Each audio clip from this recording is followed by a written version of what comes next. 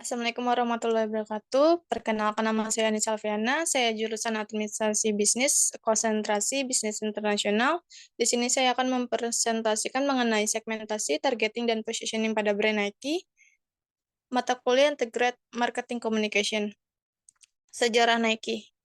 Sejarah Nike pada awal berdiri dikenal sebagai Blue Ribbon Sports, atlet track Philip Knight dan pelatihnya. Bill Bowerman dari University of Oregon adalah pendiri perusahaan ini pada Januari 1964. Revenue perusahaan tumbuh secara signifikan sehingga pada tahun 1966 BRS membuka toko retail pertama yang ada di Pico Boulevard, Santa Monica, California. Kerjasama antara BRS dan Onitsuka Tiger mulai merenggang pada tahun 1971. Kemudian BRS bersiap untuk memulai perusahaan sepatu sendiri. Sepatu sepak bola bernama Nike adalah produk pertama BRS yang dirilis pada musim panas 1971. Secara resmi Februari 1972, BRS memperkenalkan merek Nike.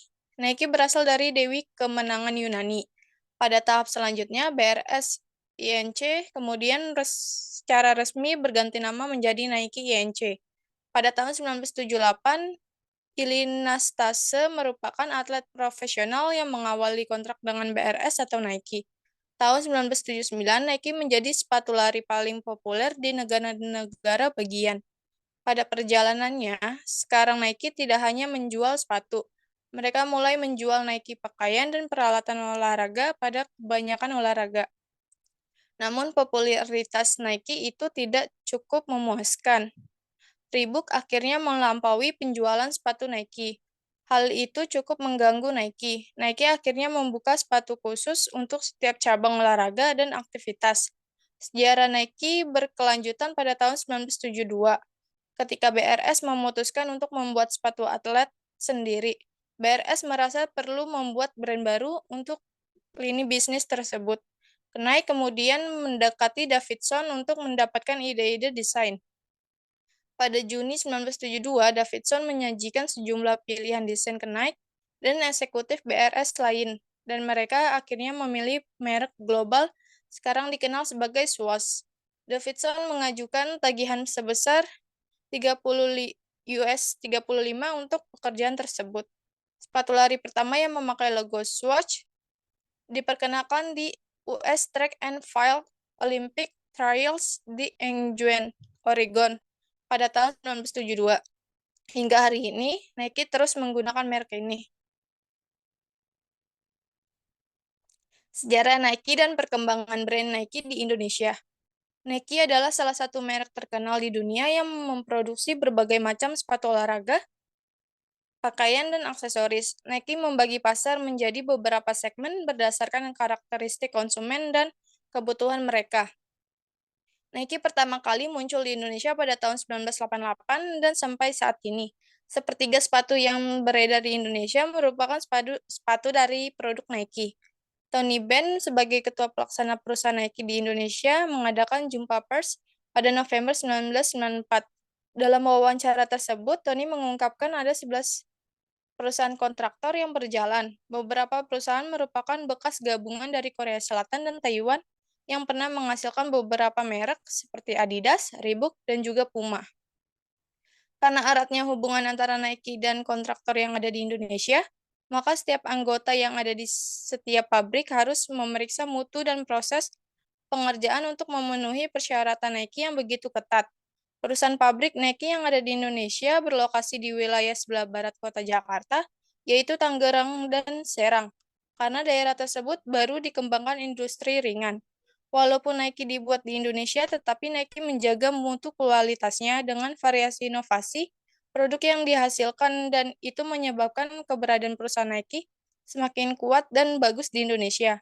Untuk penanganan pengoperasian perusahaan yang dimiliki oleh Korea dan beberapa yang ada di Indonesia, manajemen teratas ditangani oleh orang Korea, begitu pula dengan manajemen tingkat menengah dan pengawas ditangani oleh orang Korea atau orang Indonesia. Segmentasi pasar. Segmentasi pasar adalah proses membagi pasar menjadi kelompok-kelompok konsumen yang memiliki kebutuhan, karakteristik, atau perilaku yang berbeda, dan mungkin memerlukan produk atau strategi pemasaran yang berbeda. Tujuan segmentasi pasar adalah untuk mengidentifikasi dan jangkauan target pasar yang paling potensial, meningkatkan efektivitas dan efisiensi pemasaran, dan menciptakan keunggulan kompetitif. Segmentasi terbagi empat, ada geografis, demografis, psikografis, dan tingkah laku. Segmentasi pasar brand Nike secara geografis. Nike memasarkan produknya di seluruh dunia dan mempertimbangkan perbedaan budaya, iklim, dan preferensi konsumen di setiap wilayah. Nike juga memiliki pusat desain dan pengembangan produk di beberapa negara seperti Amerika Serikat, Belanda, dan Jepang. Nike telah meresmikan toko fisiknya di berbagai belahan dunia. Mereka memperkenalkan produk berdasarkan siklus hidup kronis dari lokasi geografis individu. Lokasi geografis yang berbeda memiliki kegemaran yang berbeda. Dengan demikian, penargetan dan penentuan posisi segmentasi Nike berada di satu negara ke negara lain. Segmen ini mengakui bahwa setiap negara memiliki kebiasaan gaya hidup dan budaya yang bervariasi. Perusahaan memperkenalkan produk yang berbeda untuk negara yang memenuhi kebutuhan pelanggan. Nike melakukan beberapa kampanye promosi di AS, Eropa, Australia, Asia, Afrika, karena olahraga bervariasi di wilayah dan kota. Anda mungkin memperhatikan bahwa sebagian besar iklan di AS berfokus pada bisbol dan sepak bola. Sedangkan di Eropa iklan merujuk pada sepak bola. Nike juga menyesuaikan kampanye di New Delhi, India, dan mempromosikan peralatan kriket dan rugby untuk Inggris dan Sydney. Pasar Nike yang paling signifikan termasuk Amerika Utara, China, dan Eropa Barat, di mana perusahaan melakukan segmentasi lebih banyak dan berfokus pada daerah perkotaan.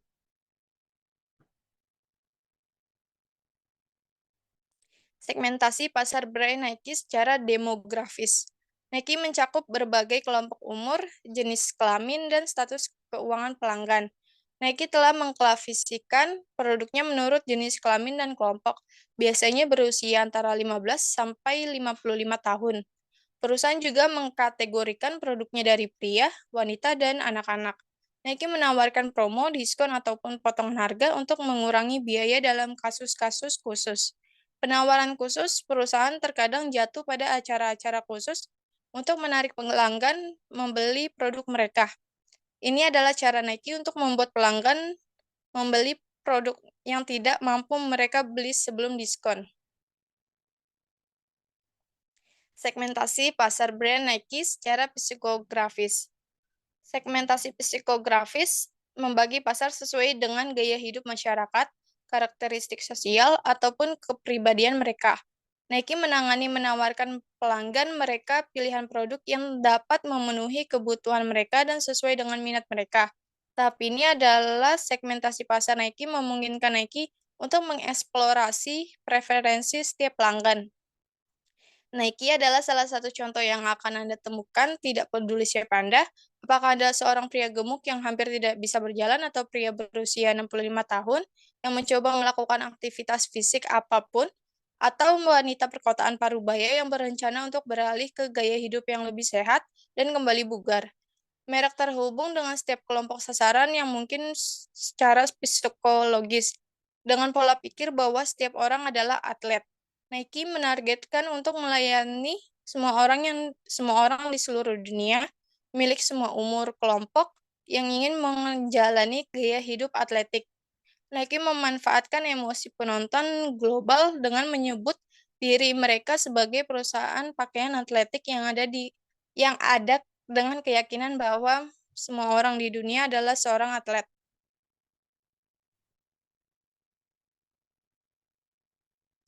Segmentasi pasar brand Nike secara tingkah laku. Segmentasi perilaku Nike adalah tentang memberikan manfaat kepada pelanggan melalui pakaian, alas kaki yang nyaman, dan peralatan olahraga yang penting. Nike juga membuat serangkaian versi untuk suatu produk memenuhi preferensi setiap pelanggan. Nike memberi pelanggannya pola pikir atlet perasaan jika mereka menggunakan produk Nike. Ini juga membangun keterlibatan pelanggan dengan menawarkan kualitas yang berbeda dan produk inovatif untuk dipilih. Lebih penting lagi, Nike memungkinkan target pasarnya untuk berbagi pengalaman mereka dengan keluarga dan teman, termasuk ulasan produk di internet dan saluran media sosial lainnya. Nike memperhatikan perilaku konsumen dalam mengambil keputusan ketika membeli produk atau menggunakan layanan. Nike juga mempertimbangkan faktor-faktor seperti loyalitas merek, cara penggunaan produk, dan preferensi konsumen. Dengan demikian, akan memiliki efek yang signifikan pada perilaku pembelian pelanggan. Targeting brand Nike. Secara target pasar secara keseluruhan. Pasar keseluruhan pada brand Nike adalah pasar global yang mencakup berbagai macam konsumen yang memiliki minat dan kebutuhan terhadap produk olahraga seperti sepatu, pakaian, dan aksesoris. Nike memasarkan produknya di seluruh dunia dan mempertimbangkan perbedaan budaya, iklim, dan preferensi konsumen di setiap wilayah. Nike menargetkan konsumen yang memiliki gaya hidup aktif, sportif, dan bersemangat. Nike juga menawarkan produk-produk yang sesuai dengan berbagai jenis olahraga seperti sepak bola, basket, lari, golf, tenis, dan lainnya. Nike juga menggandeng beberapa atlet profesional dan selebriti sebagai duta mereknya, seperti Michael Jordan, Cristiano Ronaldo, Serena Williams, LeBron James, dan lainnya. Nike menempatkan produknya sebagai produk berkualitas tinggi, inovatif, dan bergengsi. Nike menggunakan slogan "Just Do It" sebagai pesan motivasi bagi konsumen untuk berani mencapai impian mereka. Nike menggunakan logo swoosh sebagai simbol kemenangan dan keunggulan. Nike berusaha menciptakan loyalitas merek yang kuat di antara konsumen dan dengan memberikan pengalaman yang menyenangkan dan memuaskan. Targeting brand Nike, kebutuhan segmentasi. Secara segmentasi yang telah dibahas bahwa Nike membidik beberapa target yang diantaranya yaitu satu, usia tertentu. Seluruh kalangan dari beragam usia seperti mulai dari anak-anak, remaja, dewasa, dan bahkan sampai orang tua. Terlebih Nike membidik konsumen yang berusia 15-45 tahun, karena usia tersebut dianggap sebagai usia produktif dan aktif dalam berolahraga. 2. Atlet. Yang pertama adalah atlet profesional, yang kedua adalah atlet selebritis yang mempunyai ketenaran. Jadi segmen utamanya yaitu para atlet, karena mereka memerlukan sepatu olahraga yang berkualitas tinggi dan nyaman untuk mendukung performa mereka. 3. Ada penggemar atlet. Nike juga menargetkan para penggemar atlet, karena para penggemar atlet cenderung mengidolakan atletnya dan ingin meniru gaya hidup dan produk yang digunakan oleh atlet yang mereka sukai.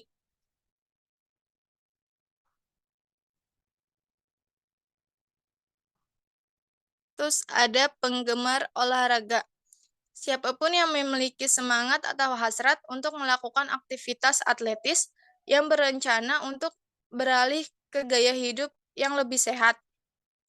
Karena mereka memerlukan produk yang menggunakan bahan berkualitas tinggi, awet, dan tahan lama untuk digunakan dalam jangka waktu yang panjang.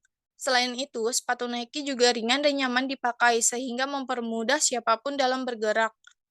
Kelima, ada wanita. Target Nike berikutnya yang dipilih berdasarkan pertimbangan perilaku dan kebiasaan adalah wanita. Karena wanita bisa menghabiskan 20% lebih banyak untuk perlengkapan fashion olahraga. Beberapa alasan umum mengapa wanita suka memakai brand Nike adalah karena produk-produk Nike memiliki kualitas yang baik dan tahan lama, serta memiliki desain yang menarik dan fashionable.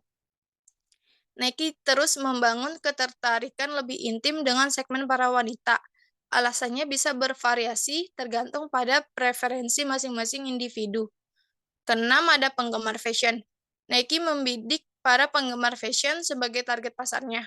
Karena konsumen yang menggunakan Nike cenderung memiliki gaya berpakaian yang stylish, sporty, fashionable, classy, dan trendy. Manfaat konsumen pada segmen atlet. Mereka menjadi ikon dan inspirasi bagi konsumen yang menyukai olahraga seperti menunjukkan gaya hidup dan nilai-nilai yang sesuai dengan merek Nike seperti kemenangan, prestasi, dan semangat. Kedua, mereka menjadi sarana promosi dan membangun citra bagi produk Nike. Mereka memperlihatkan kualitas dan keunggulan produk Nike dalam berbagai jenis olahraga. Ketiga, mereka menjadi mitra kerjasama dan sumber inovasi bagi pengembangan produk Nike. Mereka memberikan masukan dan umpan balik yang berharga untuk memperbaiki dan menyempurnakan produk Nike. Nike juga menjadi penguji dan peneliti bagi kinerja dan manfaat produk Nike. Manfaat konsumen pada segmen wanita. Mereka menjadi segmen pasar yang potensial dan berkembang. Wanita merupakan konsumen yang semakin tertarik dan aktif dalam berbagai jenis olahraga, baik untuk kesehatan, gaya hidup, maupun hobi mereka. Wanita juga memiliki kebutuhan dan preferensi yang berbeda dari pria dalam hal produk olahraga seperti desain, warna, ukuran, dan fungsi. Mereka menjadi sarana komunikasi dan pembentuk citra baik bagi merek Nike. Wanita merupakan pengguna media sosial yang aktif dan sering membagikan pengalaman, opini, dan ulasan mereka tentang produk olahraga yang mereka gunakan. Wanita juga menjadi influencer dan inspirator bagi konsumen lain, khususnya sesama wanita untuk mencoba dan membeli produk Nike.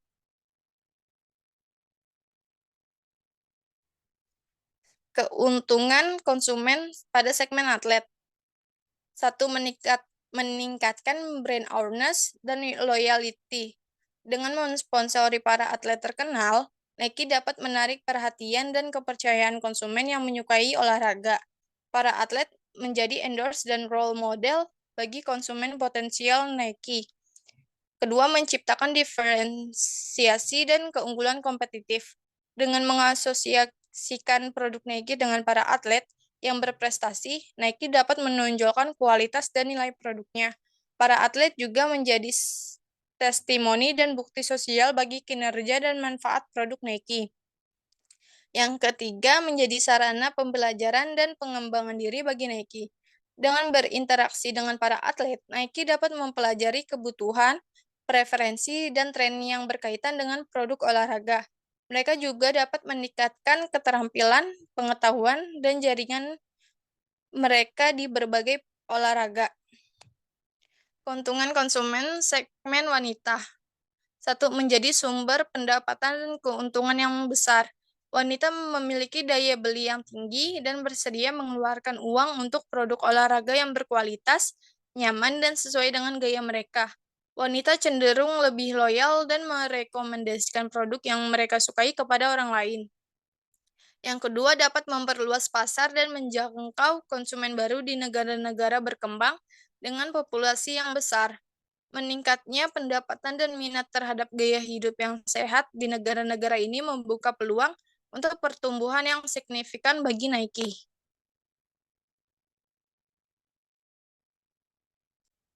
Pendapatan segmentasi. Menurut laporan Forbes, Nike melihat pasar wanita sebagai salah satu segmen besar yang potensial untuk dikembangkan. Pada tahun 2013, bisnis wanita Nike tumbuh hampir 12% menjadi US dollar 5 miliar, melampaui pertumbuhan pendapatan keseluruhan perusahaan sebesar 9%.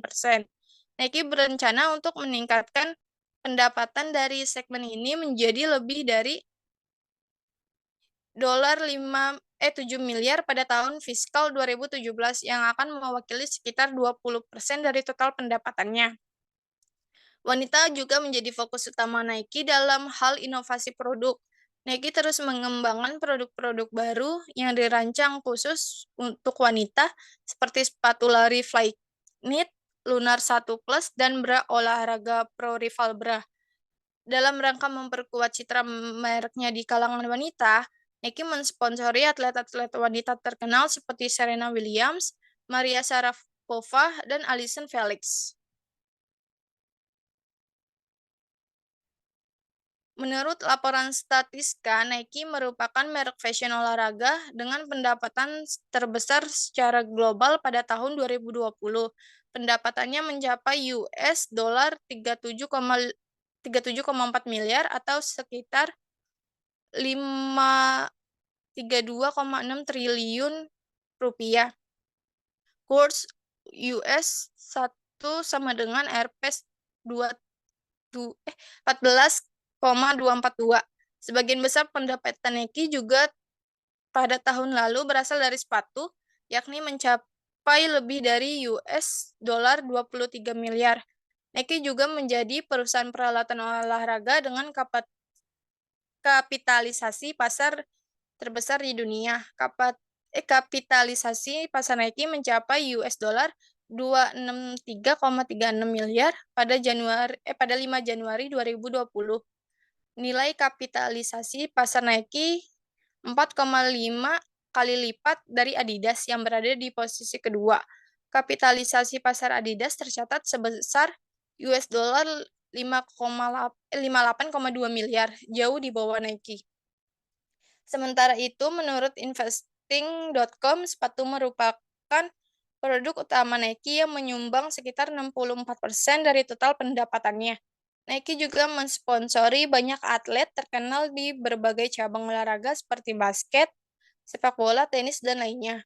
Beberapa atlet yang menjadi endorse Nike antara lain yaitu Michael Jordan, LeBron James, Cristiano Ronaldo, dan atlet terkenal lainnya. Marketing mix pada produk. Nike menawarkan banyak pilihan produk, termasuk pakaian, sepatu, dan peralatan. Produk-produk Nike umumnya berfokus pada kualitas premium dan berbagai macam barang untuk setiap penggemar olahraga dari bauran pemasarannya. Ini memimpin industri pakaian olahraga dan mendapatkan pendapatan maksimum dari penjualan sepatu olahraga. Nike memiliki desain yang unik untuk beberapa olahraga seperti bola basket, sepak bola, kriket, dan lain-lain. Selain sepatu olahraga, Nike juga memiliki alas kaki kasual dengan warna-warna cerah yang biasanya menarik generasi muda dan desain sepatu kets lainnya untuk anak-anak, pria, dan wanita. Marketing mix pada price. Nike menggunakan strategi penetapan harga premium dan berbasis nilai untuk semua produknya. Harga berbasis nilai mengacu pada pertimbangan perusahaan terhadap harga saat ini. Pasar sambil menetapkan harga untuk produknya. Sebelum mereka menetapkan harga pada produk, mereka menilai respon keseluruhan pelanggan. Jika mereka bersedia membayar barang, jenis strategi penetapan harga ini memungkinkan Nike untuk meningkatkan keuntungannya dari waktu ke waktu. Di sisi lain, penetapan harga berbasis premium mengacu pada pemberian harga pada produk berkualitas lebih tinggi daripada nilai produk pesaing Nike. Ketika perusahaan secara bertahap meningkatkan biaya produk premiumnya, pendapatan dan penjualan yang lebih tinggi akan dinikmati. Marketing mix pada place. Nike memiliki lebih dari 1.000 toko dan kantor di 45 berbagai negara di luar Amerika Serikat. Produk Nike tersedia dan dijual di toko offline ataupun toko retail karena sebagian besar pelanggan lebih suka memilih produk dengan mencobanya secara langsung atau secara fisik.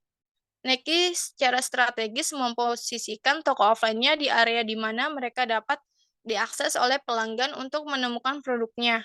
Perusahaan ini memiliki toko outlet bernama Nike Town yang terdiri dari toko-toko besar yang menempati 4 lantai yang menawarkan pengalaman premium dengan beragam layanan.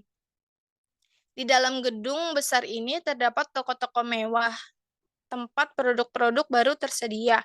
Beberapa juga ingin menghindari antrian panjang di toko. Oleh karena itu, kemunculan toko Nike online seperti melalui website ataupun marketplace lainnya menjadi solusi mereka untuk memilih serta berbelanja dari rumah. Promotion. Sumber promosi utama Nike adalah sponsor dan iklan. Itu melakukan iklan yang melibatkan selebriti terkemuka dan atlet terkenal dari berbagai negara. Nike bermitra dengan tokoh olahraga seperti Serena Williams, Mo Farah, Cristiano Ronaldo, LeBron James, Rafael Nadal, dan Kunal Rajput. Untuk beberapa nama, ini juga memegang sponsor pada olahraga seperti kriket, NFL, dan NBA. Strategi promosi penjualannya termasuk memberikan penawaran dan diskon hebat kepada pelanggan. Seluas target pasar Nike, seseorang dapat mengklasifikasikan target audiensnya sebagai generasi muda, penggemar kebugaran dan olahraga, dan kelas elit. Strategi ini akan membantu mempertahankan pelanggan yang sudah ada dan menarik pelanggan baru. Positioning brand Nike. 1. Target pasar. Nike menargetkan pasar yang menyukai olahraga, gaya hidup sehat, dan fashion. Nike juga menyesuaikan produknya dengan kebutuhan dan preferensi konsumen di berbagai negara dan budaya.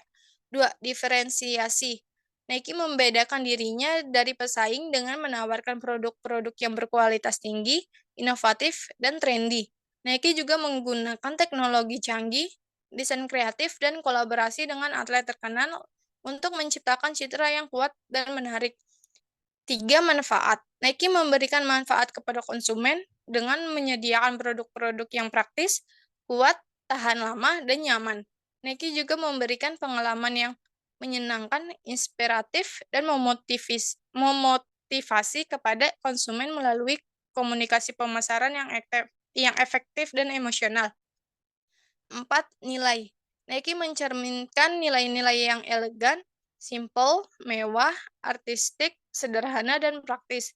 Nike juga mengkomunikasikan nilai-nilai yang berkaitan dengan prestasi, kebebasan, kreativitas, dan kepedulian sosial. Mohon kurang lebihnya, saya minta maaf. Assalamualaikum warahmatullahi wabarakatuh.